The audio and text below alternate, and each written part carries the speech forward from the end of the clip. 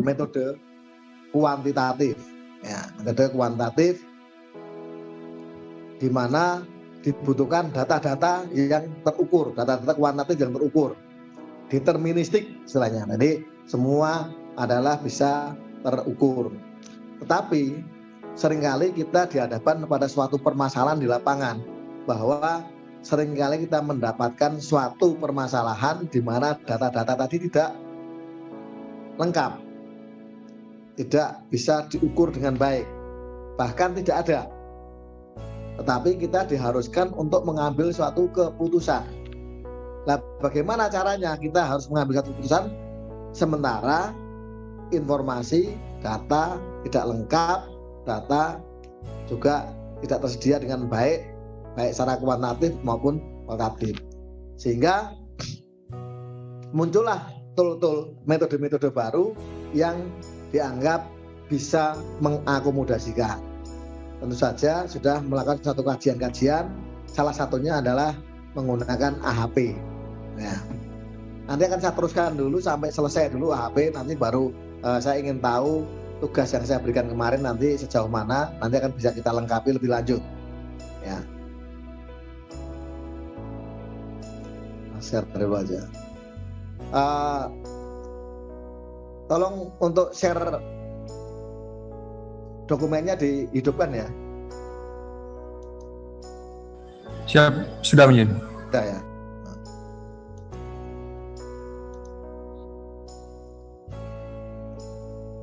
Sudah bisa melihat ya? Saya sudah menizin.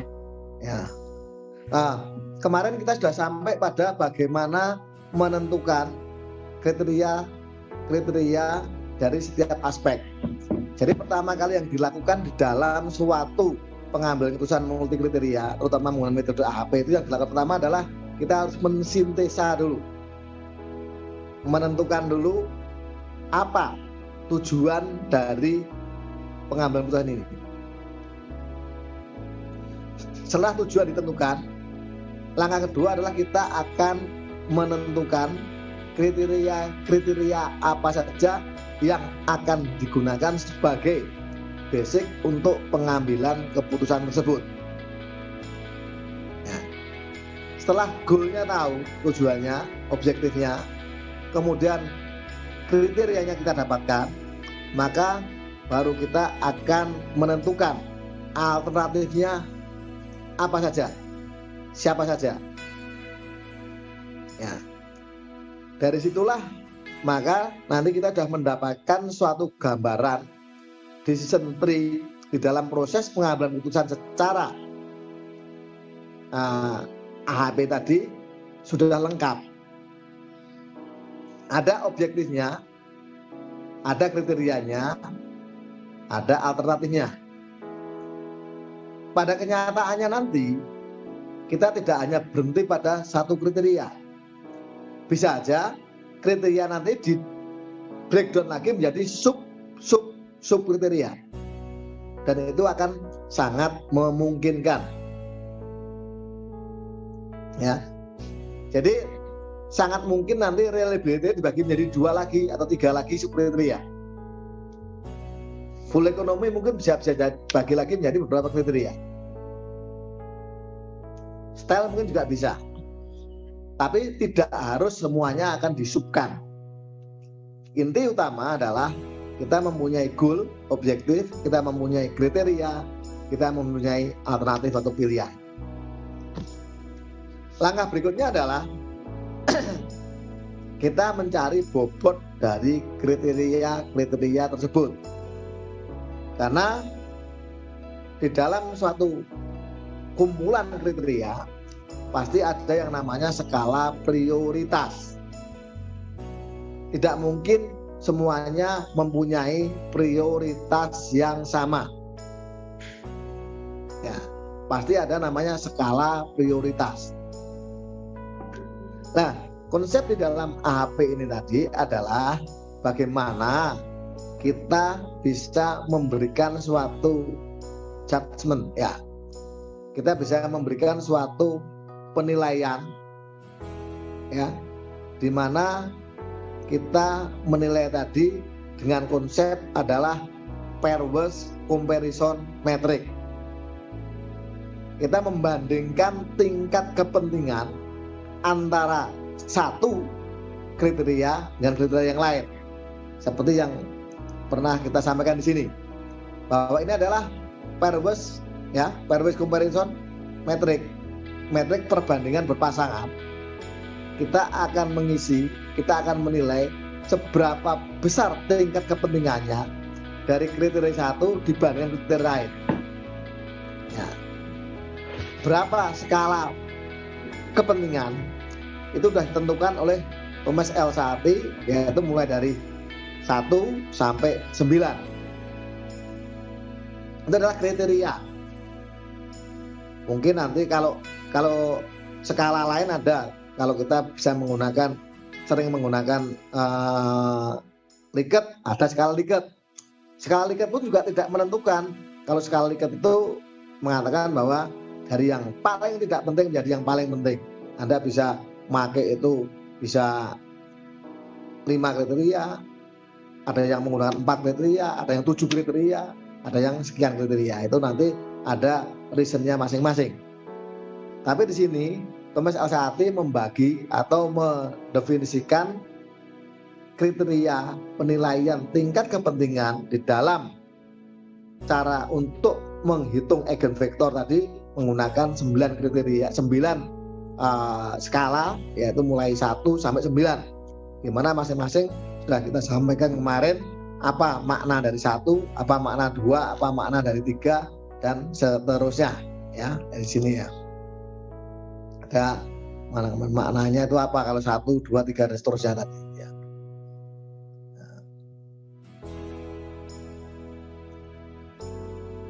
Ya, dari 1 adalah equal, 3 itu adalah sedikit lebih penting dibandingkan yang lain, 5 tadi adalah lebih penting, gitu.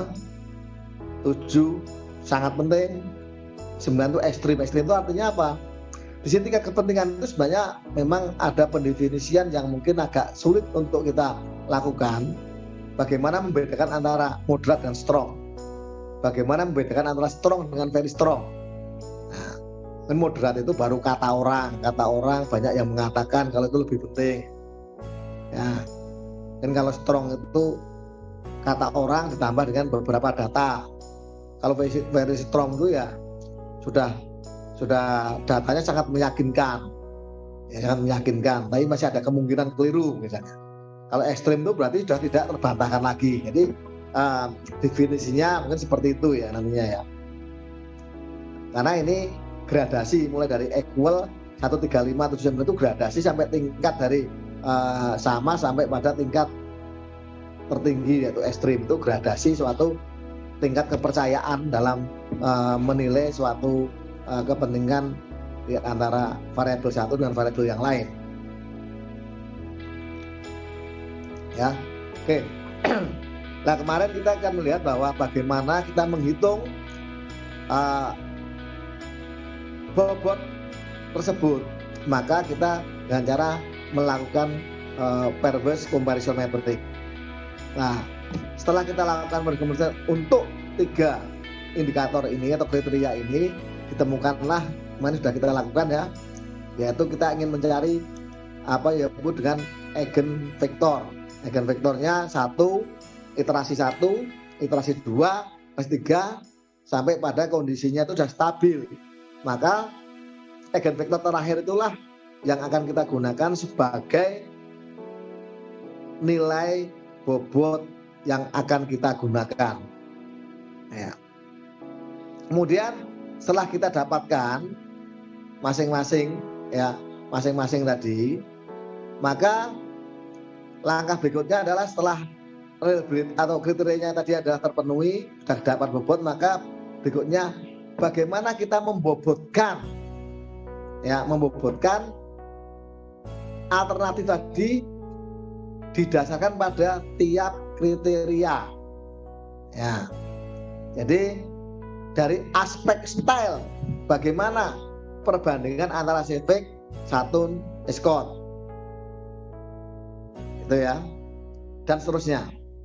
Kemudian yang paling penting sendiri adalah bagaimana kita bisa mengatakan bahwa data itu valid dan tidak valid, data tadi reliable atau tidak. Kalau statistik ada namanya validasi, validitas dan reliabilitas ya dari suatu data. Menggunakan korelasi Spearman bisa, kalau kita menggunakan multivariat kita bisa menggunakan analisis faktor, digunakan untuk mengetahui validitas dan reliabilitas dengan menggunakan kurva alfa. Itu bisa menghitung. Tetapi untuk AHP ini reliabilitasnya, keandalan dari datanya itu tidak menggunakan konsep seperti statistikal, tapi menggunakan konsistensi indeks ya. Jadi yang dibutuhkan di sini adalah bagaimana kita konsisten di dalam melakukan penilaian terhadap perbandingan tadi. Sebagai contoh begini, bagaimana suatu indeks ya, indeks tadi ya, misalnya contoh ini, kita mempunyai 3 benda, yaitu telur ayam, telur bebek, telur angsa. Jika telur bebek lebih besar dari telur ayam, maka dan telur angsa lebih besar dari telur bebek, maka harusnya telur ayam pasti lebih kecil daripada telur angsa. Berarti ini adalah konsisten ya, konsisten. Hanya kita belum tahu seberapa besar indeks konsistensi karena ini belum mengatakan kuantitatif, ini masih kualitatif. Jadi di sini itu masih aspek kualitatif karena kita belum tahu seberapa besar, mengatakan itu lebih besar itu seberapa tingkat kebesarannya. Ya. Jadi di sini masih aspek kualitatif, yaitu pembandingnya hanya lebih besar atau lebih kecil. Ya, dari sini kita nggak bisa mengatakan, nggak bisa menghitung indeks konsistensi, nggak bisa kita hitung nantinya. Ya, maka langkah berikutnya adalah, ya, kita misalnya begini, kalau telur bebek tadi adalah 2 kali telur ayam, ingat ya, telur bebek tadi 2 kali telur ayam beratnya atau besarnya, dan telur angsa adalah 3 kali telur bebek, maka harusnya di saat kita membandingkan telur ayam dan telur angsa, itu adalah telur angsa terdiri dari beratnya sama dengan 6 kali telur ayam, yaitu 2 dikalikan 3. Itu namanya adalah konsisten. Indeks konsistensinya bisa 100%. Indeks inkonsistensinya bisa 0%. Tapi apakah salah seandainya telur bebek itu 2 kali telur ayam dan telur angsa itu adalah 3 kali telur bebek? Ternyata setelah dibandingkan telur angsa dan telur ayam, ya, telur angsa dan telur ayam tadi ternyata bukan, telur angsanya bukan 6 kali telur ayam, tapi hanya 5 kali telur ayam. Apa itu sudah masih bisa dikatakan konsisten? Masih. Hanya tingkat konsistensinya mungkin tidak lebih besar, jadi menurun tingkat konsistensinya. Terus apakah seandainya dia itu 2 kali telur ayam, telur angsa tadi adalah hanya 4 kali telur ayam, apakah masih konsisten? Masih. Tetapi penilaian atau indeks konsistensinya yang makin lemah. Jadi disitulah sebenarnya letak kenapa harus expert yang menilai, bukan sembarang orang menilai. Karena Harus orang-orang yang memahami karena feeling, insting itu bisa bermain di sini nantinya pada saat kita bicara pada persepsi.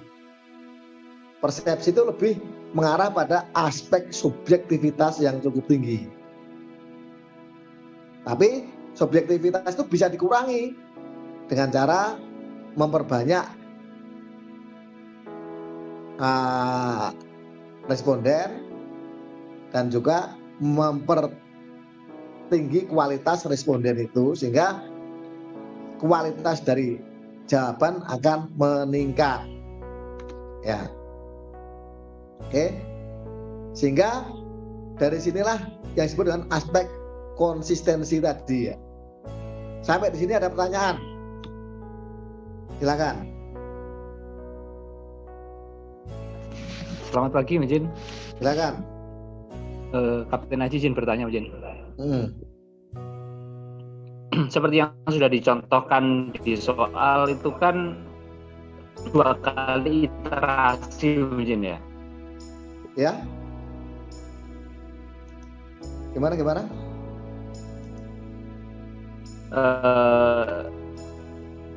Jadi Putus suara. Iterasi 1 di iterasi 2. Yang ingin kami tanyakan, apabila iterasi dikurangi 4 atau 3 dikurangi 4? Maksudnya gimana?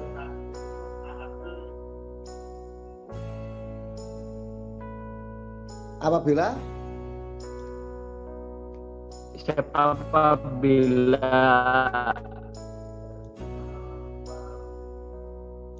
ada 4 atau 3 iterasi, kalau disoal kan hanya 2 kali square metric.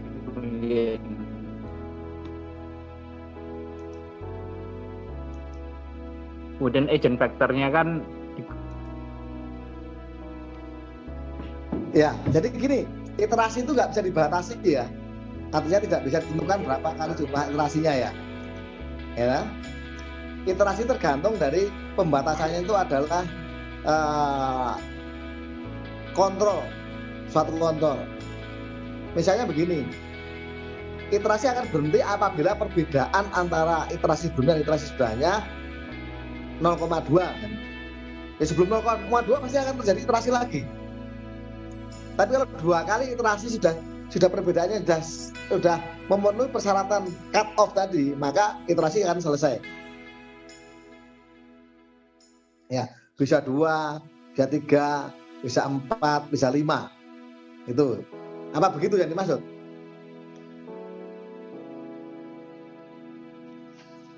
Silakan. Apabila 2 iterasi kan iterasi 1 dikurangi 2, mungkin. Yang kami tanya orang iterasi 4 itu, iterasi 4. Iterasi 4 kenapa? Enggak, suaramu putus-putus soalnya kurang jelas.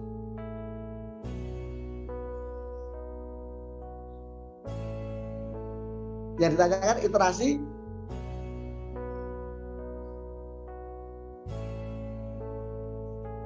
jika iterasinya lebih dari 2 mungkin.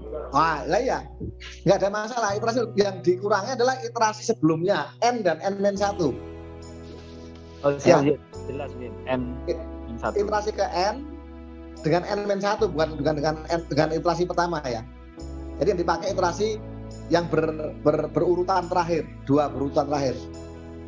Sudah memenuhi cut off enggak nilai cut off-nya. Ya. Jadi cut off-nya itu yang menentukan adalah operator. Kita yang menentukan seberapa besar cut off yang akan digunakan. Makanya kalau cut off-nya makin kecil berarti makin banyak iterasinya, tapi makin sesuai dengan sebenarnya. Sebagai contoh gini, kalau kita ingin di dalam aljabar linear, karena dapatkan berapa akar dari 5? akar dari 5 itu kurang, kalau secara kita tahu pasti itu 2, sekian kan ya. Betul nggak? Ya, akar dari 4 kan 2. Kalau akar dari 5 itu 2, sekian. Kamu bisa nggak menggunakan inisial ya, inisial apa nilai ini, nilai ya value, inisial value-nya tadi penggunaan angka 1 bisa nggak?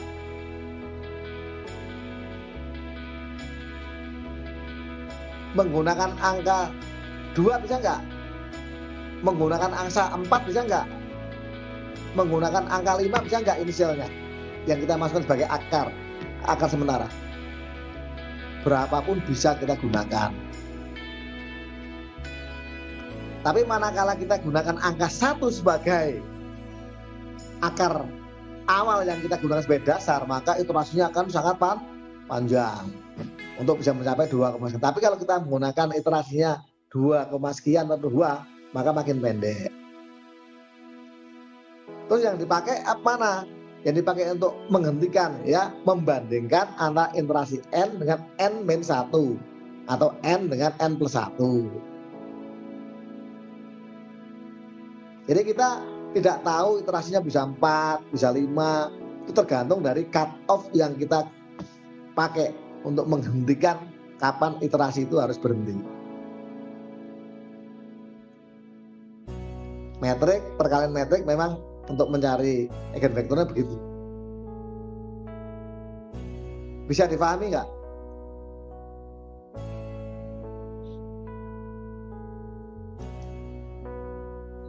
Bisa, Mjin. Saya. Ada yang lain silakan.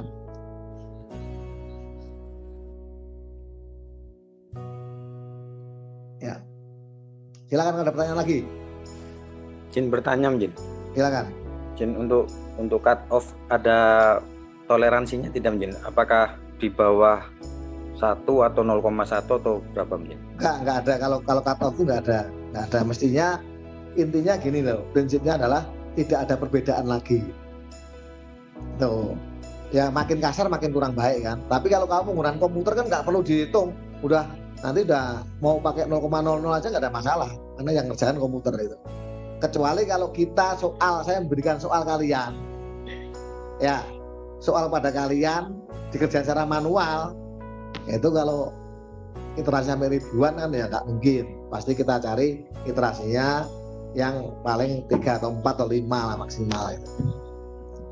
Tapi kalau saat ini iterasi terlalu yang melaksanakan komputer nggak ada masalah mau berapapun sih. Ya.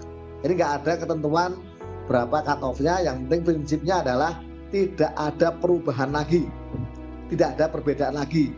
Jadi perubahannya sudah tidak signifikan, gitu aja. Ya. Jika perubahannya sudah tidak signifikan, maka hentikan iterasi itu. Tuh. Signifikan itu ya tidak berarti lagi. Kalau kau gunakan 3 digit atau 2 digit di belakang sudah sama, itu aja sudah bagus. Kan makin digitnya makin panjang, berarti makin perbedaannya makin sulit kan?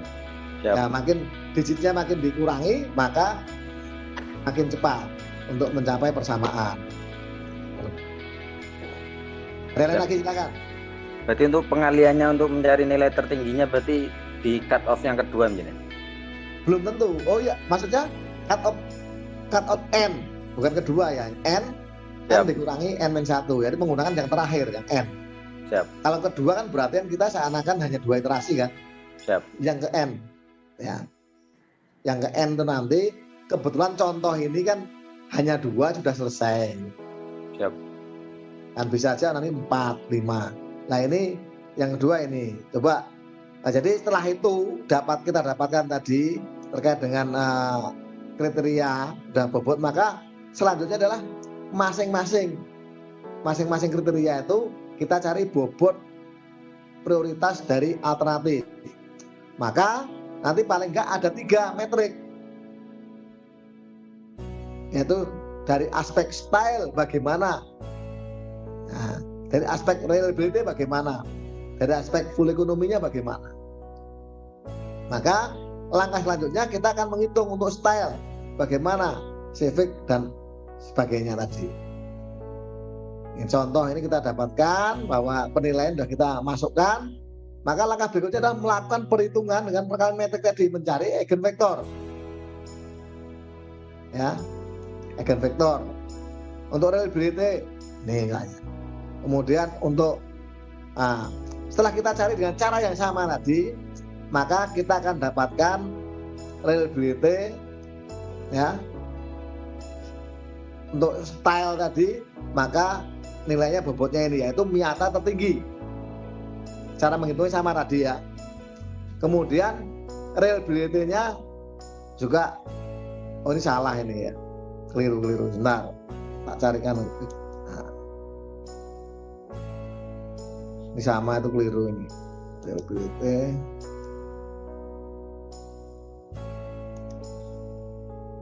Yang betul ini. Reliability, ini reliability-nya ya. Kemudian stylenya ini. Ya, dari salah masukkan aja itu. Ya. Jadi nilainya itu. Jadi kita hitung nilai reliability, nilai style, dan seterusnya. Pertanyaannya adalah, ya kemarin pernah ditanyakan kan, kenapa full ekonomi tadi itu tidak dicari dengan menggunakan pair-based comparison metric? Ada yang bisa jawab nggak? Ada 3 kriteria di sini, ya, yaitu style, reliability, dan full economy. Di sini meranking atau membobot nilai dari alternatif pada aspek style, kita menggunakan pair-based comparison metric. Reliability juga menggunakan pair-based comparison metric. Tapi untuk full economy, kenapa tidak? Karena ada patokan dari masing-masing mobil berbeda. Ya. Dari konsumsi bahan bakar masing-masing mobil sudah dapat menentukan nilai fuel ekonominya. Ya. Terus gimana? Jadi untuk perhitungan fuel ekonomi membandingkan antara tingkat keborosan atau keiritan dari masing-masing mobil tersebut. Ya. Jadi kembali pada gini ya, bahwa nilai yang paling baik itu adalah data, ya kan? Kalau data nggak ada, maka kita perlu mencari cara untuk mencari data tadi. Salah satunya adalah pair-based comparison.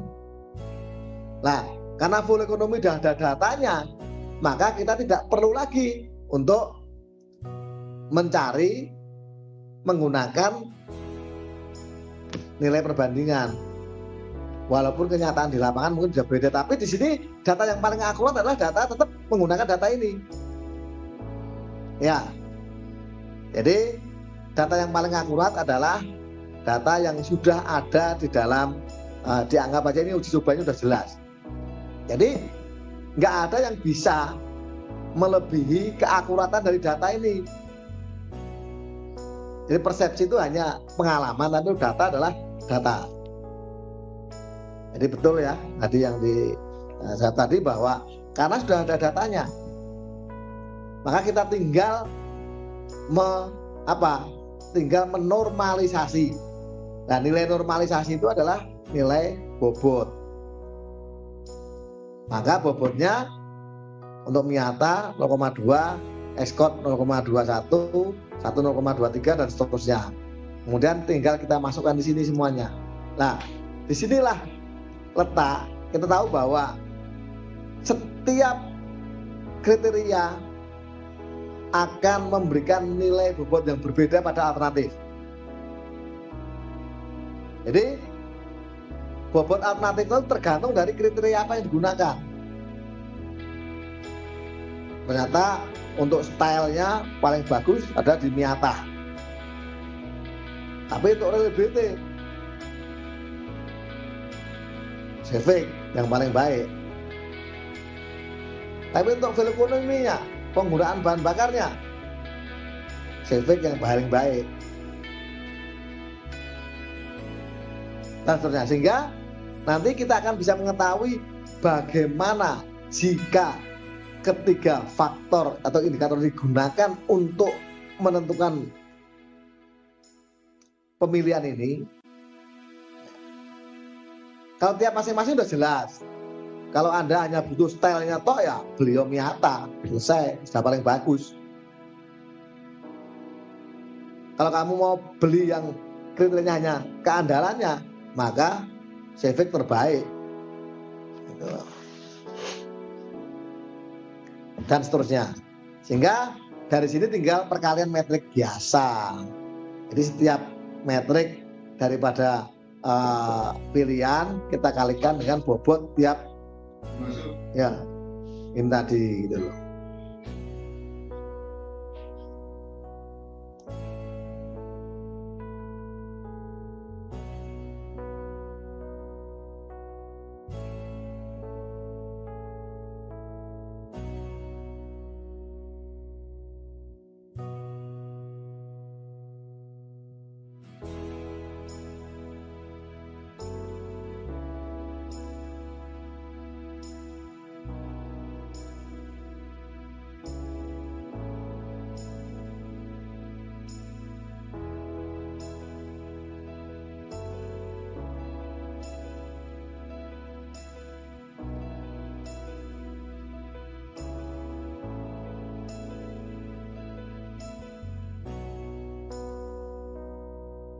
Oke,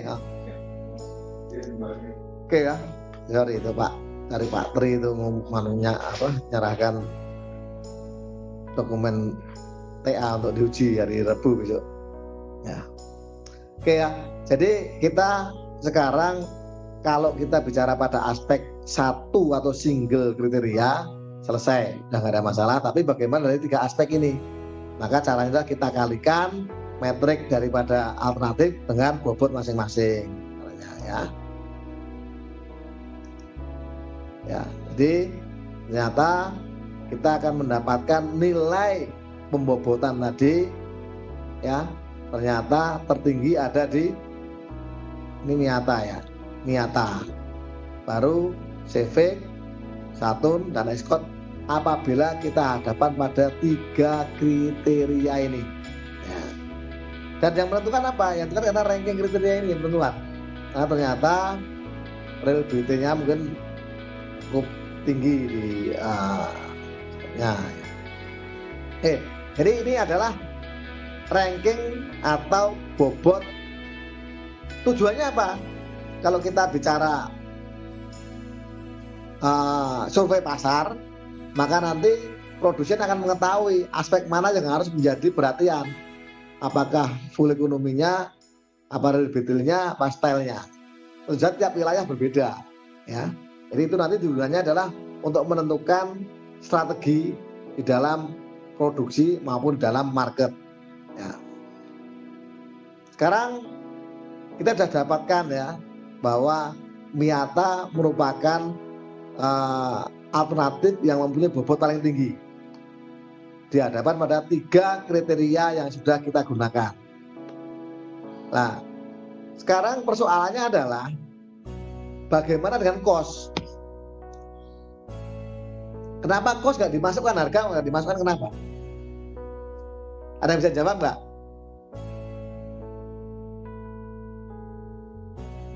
Kenapa cost tidak masuk di dalam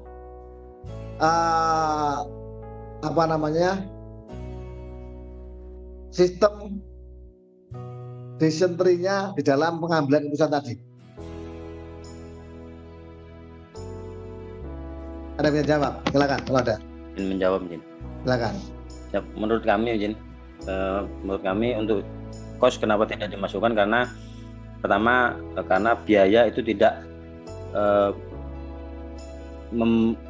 membohongi kualitas nih. Jadi apabila biaya itu murah, pasti kualitas dari semuanya masing-masing produk itu berbeda. Sehingga produk yang paling bagus yang memiliki tiga kriteria tersebut pasti harganya pasti akan mahal. Demikian. Yep. Oke, Adi Wicaksono, silakan yang lain kalau ada. Belum pas. Izin Bapak menjawab. Untuk harga, kenapa tidak diperhitungkan? Karena harga sifatnya seperti fuel ekonomi tadi, Mas. Jadi harga itu sudah jelas sesuai data sudah ada harganya. Jadi otomatis dengan nilai yang paling murah itu adalah nilai yang tertinggi. Demikian Bapak. Masih belum tepat, silakan yang lain.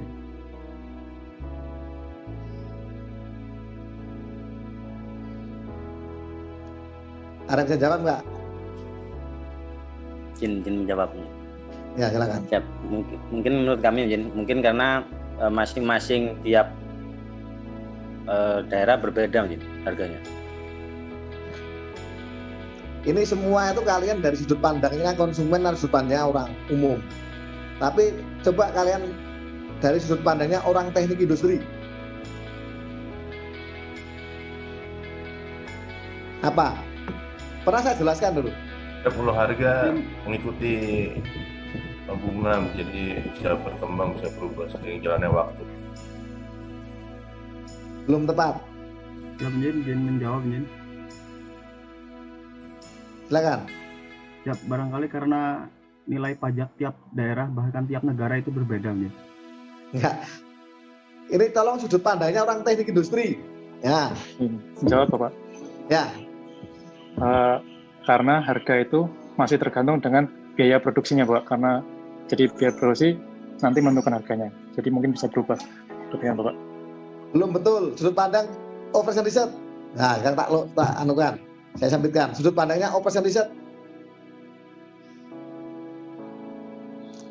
Kalau nggak salah pertama kali saya itu sudah pernah saya sampaikan. Sudut pandang OR. Siap, untuk harga murah atau mahalnya tergantung orang, jadi murah bagi A mungkin tidak murah bagi B. Itu tuh operation research le. Saya pernah ngomong kalau dalam fungsi ada 2 jenis fungsi. Ingat nggak? Ada 2 jenis fungsi di dalam operation research. Anda masih ingat? Apa aja fungsi itu? 2 itu. Ya, enggak, ini saya sengaja tuh biar kalian berpikir nanti ingat kalau kalau kita kupas lagi nanti bisa ingat nanti gitu.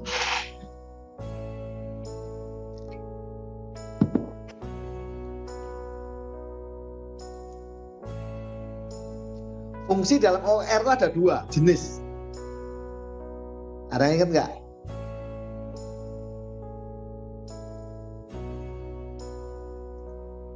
Fungsi produksi dan fungsi biaya. Belum tepat. Oke. Jadi fungsi itu ada 2 dalam operation research. Kalian harus ingat itu penting sekali di dalam orang TI harus tahu, yaitu fungsi benefit dan fungsi cost. Pernah kan saya ngomong gitu? Jadi jenis fungsi ada 2, yaitu fungsi benefit dan fungsi cost. Di mana benefit itu apabila makin besar makin baik. Kalau cost sifatnya makin kecil makin Murah. makin baik. Nah sekarang coba lihat style relative ekonomi itu fungsi apa kira-kira? Fungsi benefitnya. Semua.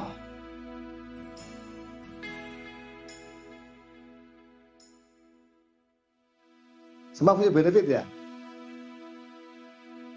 Ada yang cost? Ada yang cost nggak? Ya full ekonomi cost. Full ekonomi itu pemakaian bahan bakar makin besar makin jelek, makin besar makin kecil. Makin irit kan makin banyak. Kan di sini kriterianya kan berapa berapa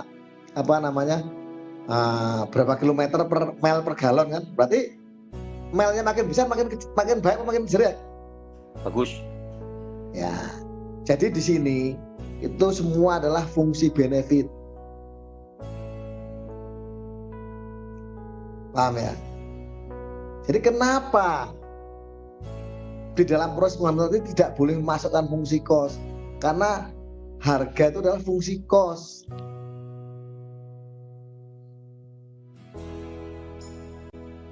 Ya, kalau kita masukkan di situ, pertanyaannya sama, modelnya nanti saling meniadakan. Kecuali pertanyaan dibalik. Paham ya? Jadi kenapa harga tidak dimasukkan sebagai kriteria di dalam model AHP ini? Karena harga adalah fungsi cost.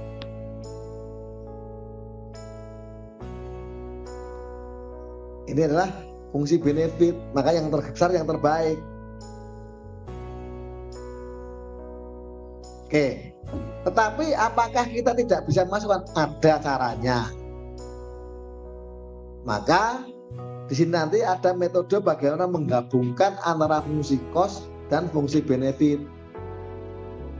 Dalam hal ini nanti yang disebut dengan benefit cost ratio atau BCR, bukan BCL ya, BCR. Benefit cost ratio. Sampai sini paham nggak? Paham ya. Ya, paham. Ya. Jadi ingat fungsi itu ada dua, ya. Tuh. Maka setelah ini, maka semua yang ada di sini adalah fungsi benefit semua tadi, nggak ada yang cost. Ya.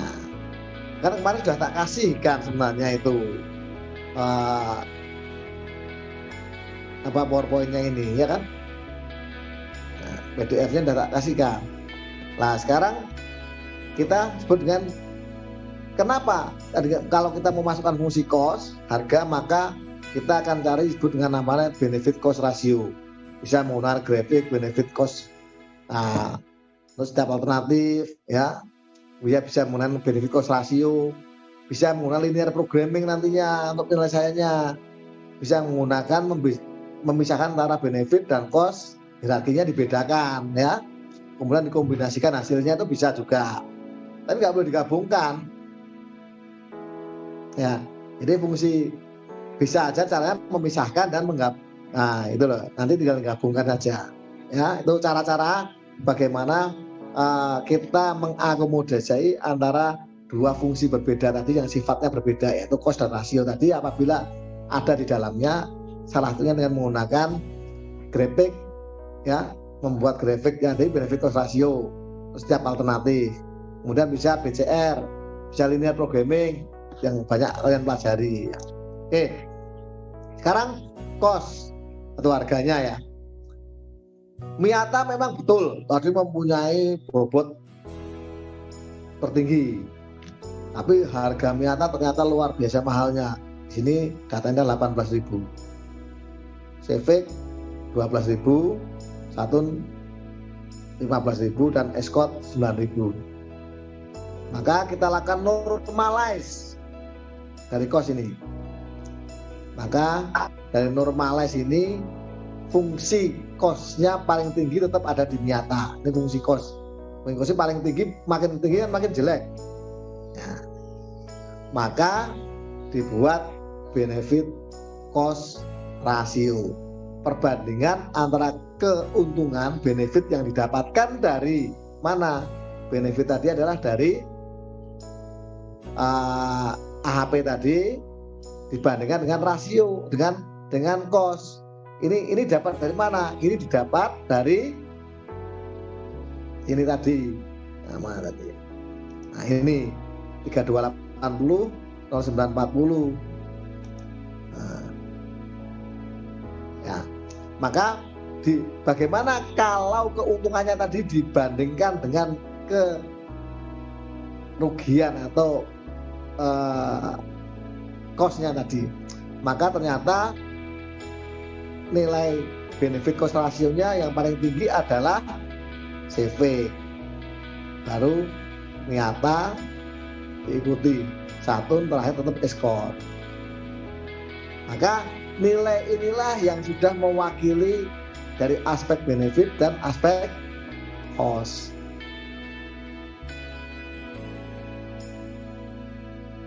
Jadi tidak berhenti di AHP tadi, maka karena kita masukkan unsur cost-nya, maka benefit cost ratio yang kita gunakan, nilai terakhir ini yang kita gunakan sebagai acuan untuk menentukan mana yang terbaik. Itu tidak hanya harga saja, tidak hanya keuntungan saja, tapi juga harganya diperhitungkan.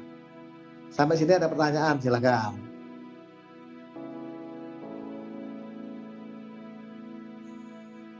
Silakan, ada pertanyaan. Sudah paham semuanya? Siap, mungkin Bapak. Ya, silakan. Berarti untuk yang paling nilainya tertinggi berarti berada di Civic, mungkin. Ya, kalau kita bicara aspek cost masuk ya, cost ratio ya, BCR ya. Siap. BCR pilihannya ada di Civic. Walaupun Civic tadi keuntungannya nggak sebesar Miata, tapi cost-nya rendah ya, cost-nya kecil. Cost-nya kecil sehingga saat dibandingkan maka dia mempunyai tingkat rasio paling tinggi. Rasio BCR paling tinggi. Sehingga yang paling logis harus kita pilih Civic dibandingkan dengan Miata. Miata memang semua menang kecuali harga. Itu loh, harganya yang paling tinggi dia. Walaupun dari aspek benefitnya banyak, tapi harganya juga masih sangat tinggi. Ya. Oke, silakan yang lain.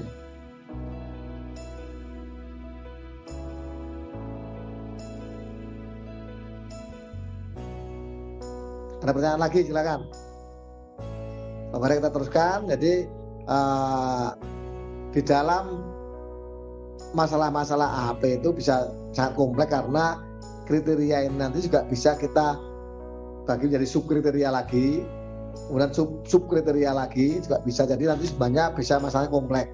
Cuman problem utama manakala terjadi kompleksitas permasalahan, makin banyak kriteria yang kita gunakan, makin banyak alternatif yang kita gunakan, maka biasanya kita akan lebih sulit untuk melakukan konsistensi, sehingga indeks inkonsistensi biasanya akan tinggi. Di dalam AHP mentoleransi indeks inkonsistensi maksimal 0,1 atau 10%, ya. Jadi indeks penyimpangan dari konsisten nanti maksimal 10% dalam AHP. Ya. Kemudian AHP itu bisa digunakan di mana saja. Bisa digunakan untuk strategic planning, bisa resource allocation, bisa source selection, bisa bisnis atau public policy, bisa program selection dan sebagainya. Ya, jadi itulah yang ingin saya sampaikan bahwa AHP ini sudah berkembang saat ini sebenarnya. Ada beberapa kelemahan AHP yang saat ini teridentifikasi, sehingga beberapa alternatif atau metode-metode lain digunakan untuk diinjekkan di dalam AHP agar meminimalkan kelemahan-kelemahan di dalam AHP. AHP itu masih sangat lemah, ya, ada kelemahannya yang disebutkannya analitik hierarki proses. Salah satu syarat yang harusnya dipenuhi adalah aspek linearitas antar kriteria. Jadi antar kriteria itu harus independen, ya. Jadi nggak boleh mempunyai korelasi yang cukup di sini antara style dan RBT dan full ekonomi. Pada persoalan tertentu, misalnya aspek teknis dalam pabrik atau dalam mesin, mungkin bisa. Mungkin cukup tinggi tingkat independensi. Ya. Tapi manakala kita menggunakan metode ini di dalam permasalahan yang sifatnya adalah humaniora atau sosial, ya, maka akan sulit untuk mencari indikator yang independen atau yang linear. Sebagai contoh misalnya, kita bicara pada aspek pertahanan negara, kriterianya adalah misalnya Ipolek Sosbud Hankam. Saya kira akan sulit kita untuk mengatakan aspek ekonomi tidak tergantung dari aspek politik. Saya kira akan sangat sulit sekali kita bicara pada aspek politik tidak dipengaruhi oleh aspek pertahanan dan seterusnya. Jadi ada intersection antara masing-masing kriteria tadi. Maka bermuncullah metode-metode yang dianggap bisa menjembatani karena adanya intersection antara variabel-variabel yang ada, atau karena tidak bisa dilakukan sistem independensi antar variabel atau antar indikator itu. Salah satunya menggunakan fasi, ada namanya fasi AHP. Kalau fasi, konsep fasi adalah fungsi keanggotaan, jadi dimungkinkan untuk terjadi interseksi. Kemudian ada lagi yang menggunakan metode lain. Ya. Tapi Thomas Alsati sendiri ternyata mengembangkan metode ini menjadi metode yang lebih baru lagi, yang disebut dengan ANP, Analytic Network Process. Karena kita bicara network, maka mereka bukan bicara hierarki lagi. Kalau ini tadi adalah bicara hierarki, maka di sini ada aspek hierarkinya di sini. Sub tadi hierarki sebagai hierarki. Ya, ini hierarkinya ini makin tinggi, tinggi hierarki.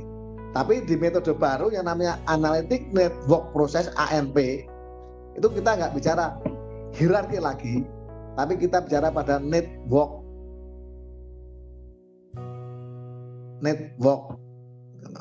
jaringan. Maka aspek-aspek peraturan atau persyaratan yang independensi sudah tidak bisa tidak perlu diterapkan dalam metode baru yang disebut dengan network proses tadi, karena dia hanya memang jaringan. Hanya saja sebelum kita melakukan ANP ada satu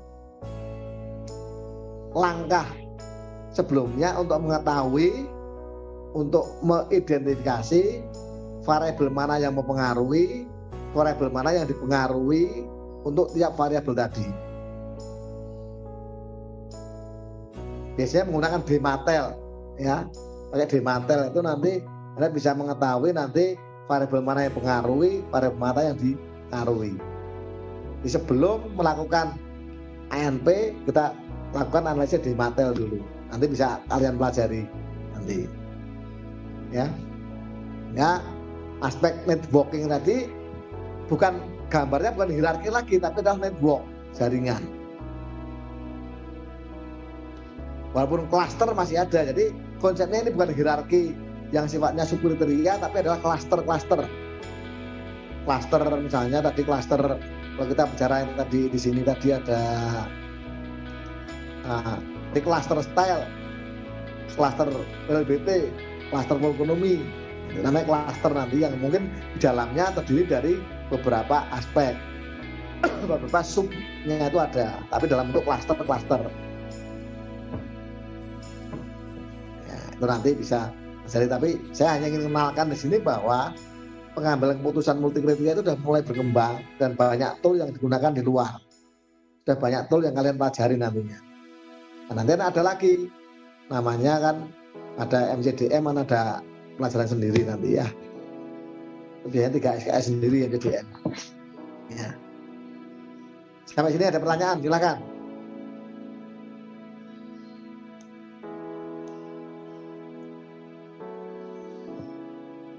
Silakan, ada pertanyaan.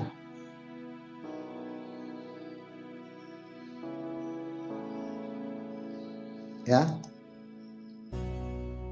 Buku-bukunya Thomas Alsati ya.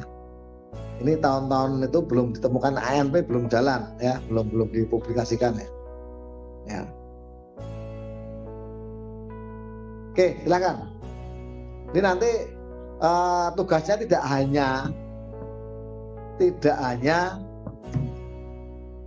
membuat modelnya, tapi bagaimana menghitung ya, nanti diteruskan ya. Nah masih single aja, saya masih lihat bukan double, masih single aja. Jadi apa namanya, expertnya satu orang aja dulu, ya satu orang dulu. Nanti tak jelaskan juga bagaimana kalau ada expert lebih dari sekian orang, ya. Ini sifatnya expertnya masih tunggal, jadi yang ngisi satu orang aja cukup. Yang ngisi temanmu suruh ngisi atau kamu sendiri banyak masalah. Ya. Sampai sini ada pertanyaan, silakan.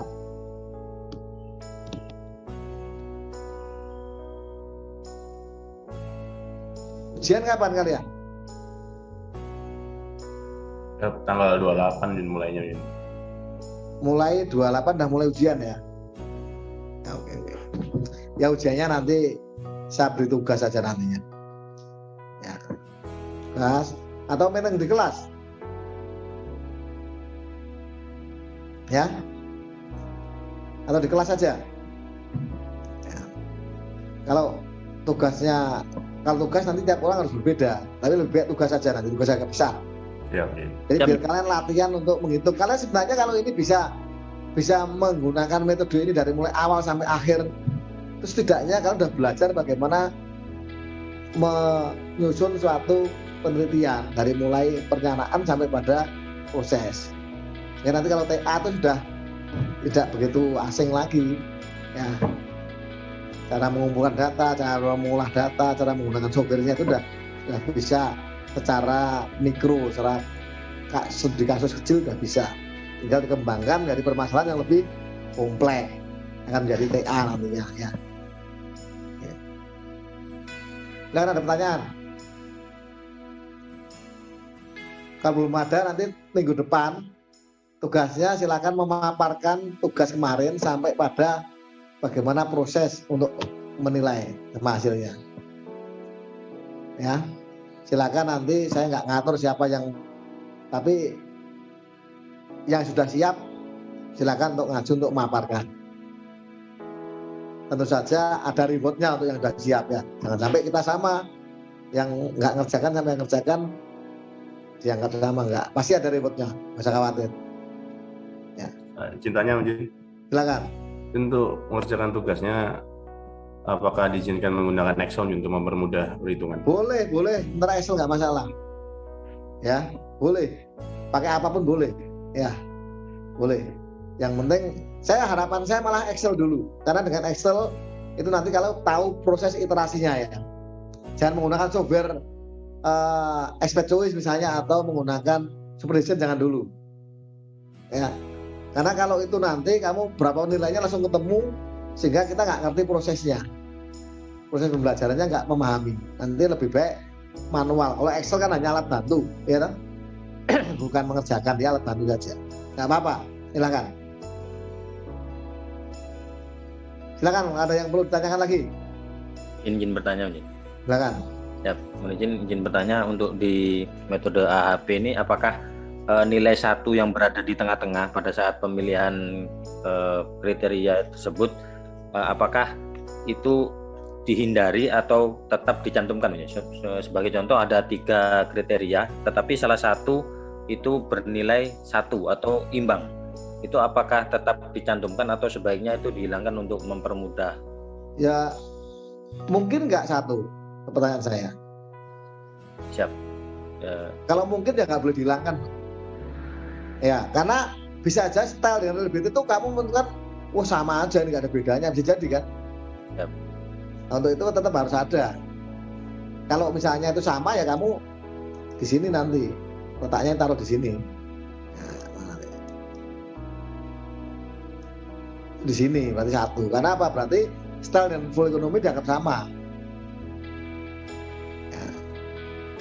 Ya. Kan sangat mungkin sama kan? Siap. Nah, karena mungkin sama ya nggak boleh, tetap harus ada. Karena 1 itu bagian dari penilaian, 1, 3, 5. Tapi dalam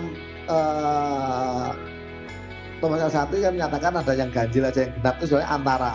Apabila kalian sulit menentukan 1 atau 3, 3 atau 5 itu baru 4. Memang letak utamanya di sini kok. bagaimana kita menjelaskan kenapa saya harus menilai 7, kenapa harus 5, kenapa harus 3. Itulah sebenarnya yang harus dipahami lebih dulu sebelum kita menilai. Yep. Ya. Oke, silakan yang lain. Ada pertanyaan? Kita paling tinggal 2 pertemuan nanti ya.